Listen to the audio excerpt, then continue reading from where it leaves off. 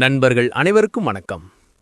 இது நண்டுகளின் சாகச பயணம் இறுதி பாகம்.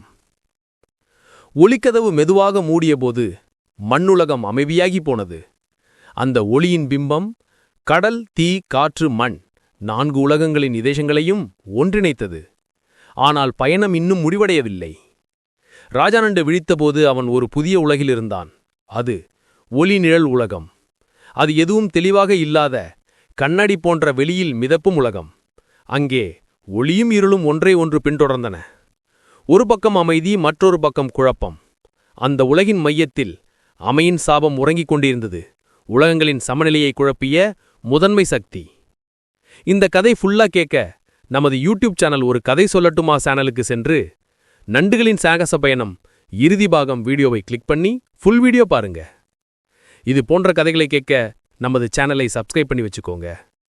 உங்களுக்கு பிடிச்சிருந்தா ப்ளீஸ் சேனல் வீடியோ லைக் போடுங்க and share with your friends and families.